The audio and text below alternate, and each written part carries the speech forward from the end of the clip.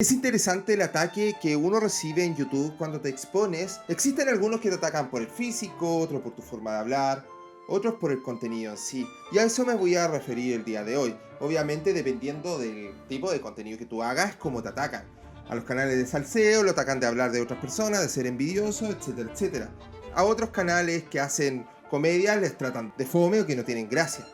¿Qué pasa con los canales que intentamos de hablar de cultura? Por ejemplo, cuando se habla de cine o cómics, o puede ser literatura, la gente dice que son poseros, que en realidad solamente hablan del trending, que no tienen idea de lo que hablan. Para los que son de otro tipo de cultura, como por ejemplo física, biología, psicología, filosofía u otras ciencias, se le trata de intelectuales. Son los youtubers intelectuales. Pero ¿cuál sería el ataque que le hacen a ese tipo de youtuber? ¿O cuál es el ataque que me han hecho a mí? Es el pseudo intelectual. Te dicen pseudo filósofo, pseudo psicólogo. ¿Y qué vendría siendo esta palabra pseudo? Pseudo le quita la verdad a la palabra, no lo vuelve un opuesto. Porque, por ejemplo, ser inteligente, ser tonto, sería el opuesto. Pseudo inteligente vendría siendo como que quieres ser inteligente pero no lo eres. Es alguien que se la da de inteligente pero no lo es. Y así, el pseudo filósofo es alguien que quiere ser filósofo o hablar de filosofía pero que no maneja los temas o que piensa que lo maneja pero no es así. El pseudo psicólogo, etcétera, etcétera. ¿A quiénes han tratado así? Yo he visto en el canal Quantum Fracture, por ejemplo, que lo han tratado de pseudocientífico o hace de ciencia. También he visto cómo han tratado de pseudofilósofo a Quetzal o de pseudoartista a Mr. Jagger y a mí como pseudopsicólogo. ¿Qué es lo que hace que una persona tenga la línea, la delimitación de ser una verdad o ser un pseudo? De eso vamos a hablar el día de hoy. Lo que me parece interesante de esto es en qué momento te vuelves pseudo. Como todo, como toda etiqueta, o como toda categorización, como una etiqueta, como una categorización debería tener puntos súper claros, una delimitación súper clara para poder asignarte o no dicha etiqueta. ¿Qué te hace un pseudo? Por ejemplo, en mi caso, haber estudiado una carrera, pero no tener título, ¿me hace un pseudo psicólogo? ¿O me hace un psicólogo sin título? ¿O no me hace un psicólogo? O Quetzal, que es filósofo, estudió filosofía, o Ernesto Castro con PhD en filosofía, pero porque hacen video en YouTube son pseudo filósofos. Los filósofos solamente deberían estar en las aulas o pensando, escribiendo libros, no en YouTube. Entonces, empezando a indagar un poco en cómo te tratan allí, uno de los grandes ataques que te hacen a ti es: tú apenas tienes 30.000 suscriptores, eres un pseudo intelectual, no como inserte un canal de ciencia que tiene millones o cientos de miles de suscriptores. Entonces analicemos ese punto en específico. Si tener muchos suscriptores te hace un canal serio, un canal de la verdad, o sea, un canal de ciencia, un canal de filosofía, un canal de psicología, sin el pseudo, ¿a partir de cuántos suscriptores te quitas el pseudo? O a partir de cuántos suscriptores tú eres serio y cuántos suscriptores no lo eres. Pongamos en el caso de que la gente le cree mucho a los canales grandes, de 500.000 suscriptores, de 1.000.000 de suscriptores. Entonces eso quiere decir que si el canal no tiene 500.000 suscriptores, no es un canal serio, no es un canal de verdad, sino que es un canal pseudo. Por ejemplo, de pseudofilosofía. O pongamos el caso de Quantum Fracture, que tiene 1.000.000 de suscriptores. Él es un canal científico. Entonces mi pregunta es, si Quantum Fracture siempre ha sido un canal científico, o solamente cuando tenía el 1.000.000 de suscriptores. Cuando tenía 30.000 suscriptores igual que yo y hablaba de ciencia, ¿era pseudociencia? ¿O Quetzal, cuando llega 1.000.000 de suscriptores, ya no va a ser pseudofilósofo? ¿Ahí recién se va a convertir en un filósofo? ¿Qué es lo que te vuelve pseudo? ¿El que cites libros? ¿El que no cites? ¿La cantidad de libros que has leído? ¿Has dejado de leer? Porque hay canales como el mío, que somos sumamente lectores, llevamos años, y cuando me refiero a años, me refiero a casi 25 años, sino que más leyendo. ¿Eso me quita lo pseudo?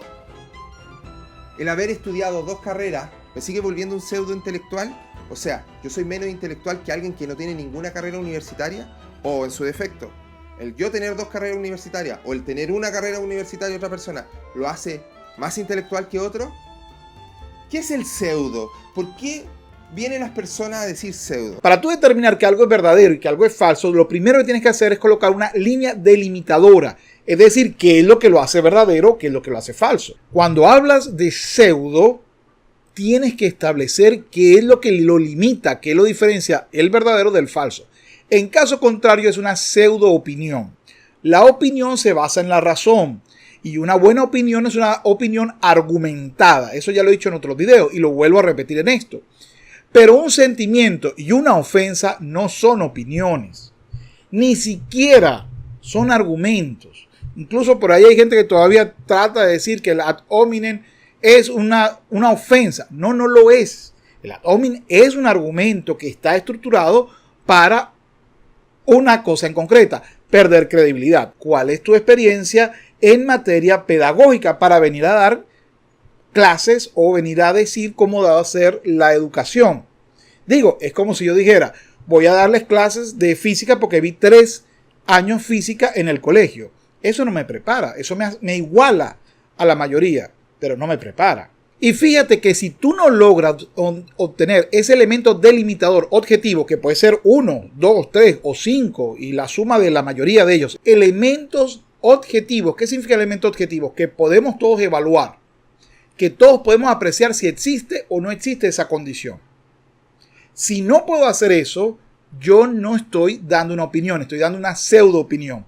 Es decir, me estoy basando en mis gónadas para decir que es verdadero y que es falso.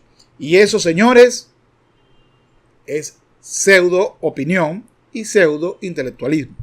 O lo que es igual, es pseudo razón. Los elementos delimitadores son la base de poder hablar de una pseudo y de otra cosa, una pseudociencia, una pseudo filosofía, etc. Si no logra justificar el elemento delimitador, el pseudo es usted. Es una pseudo opinión. Realmente no es una opinión, es un sentimiento, es una manifestación de lo que tú sientes. ¿Ves? No, aquel es pseudo porque lo siento aquí en el corazoncito. Ah, qué bueno. Lástima que eso no sea una forma de medir que otros sujetos diferentes a ti puedan hacer. Como por ejemplo algunos que me han colocado esos comentarios aquí y que ni siquiera se dignan a justificarla. Estimados, gracias por sus sentimientos, pero eso no son opiniones. Si van a opinar, tengan la decencia de colocar un elemento delimitador para saber qué me hace filósofo y qué no me hace.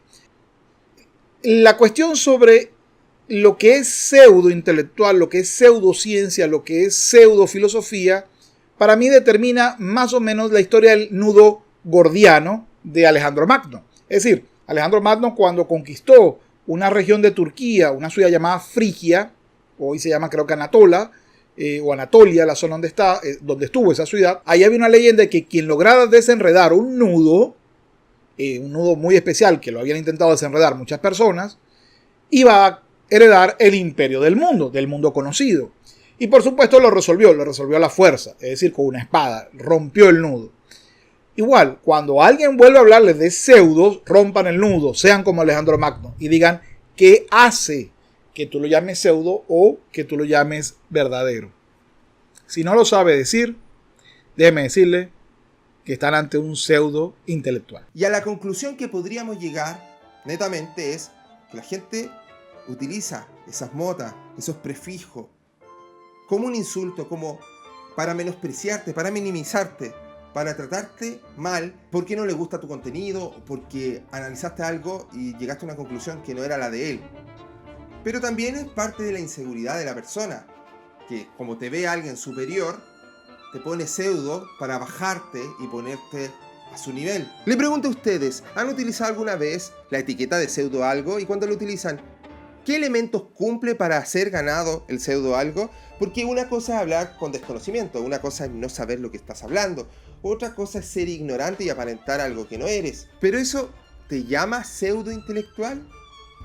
Creo que existen otras etiquetas u otros adjetivos para ellos. Otro tema que a mí me abruma bastante es el hecho que mucha gente, de hecho a mí mismo pusieron que el hablar de psicología, de filosofía, pero hacerlo a través de hablar de otros youtubers o hablar en YouTube de eso, me quita categoría y netamente me hace alguien chamullento, alguien mentiroso, porque un verdadero intelectual no habla de otros youtubers y no habla en YouTube. En otras palabras, solamente un intelectual está en las aulas universitarias, en congresos y escribiendo libros. Pero los youtubers escriben libros, ¿los vuelve intelectuales? Hay youtubers que los han invitado a universidades, ¿se los vuelve intelectuales? Hay youtubers que por ser youtuber hacen clases, no sé, o talleres en universidades de comunicación, por ejemplo. ¿Se los vuelve intelectuales? ¿Cuándo tú formalmente puedes ser un intelectual y cuándo no? Y segundo, ¿qué es ser un intelectual? Hablar de temas más profundos, más catedráticos, ¿te vuelve un intelectual? Entonces, ¿qué te quita ser un intelectual dentro de YouTube? ¿Y es un adjetivo positivo ser intelectual? ¿Por qué? Entonces esa pregunta me gustaría que me la respondiesen acá abajo en los comentarios. Espero que les haya gustado este video. Nos vemos en un próximo vlog. ¡Adiós!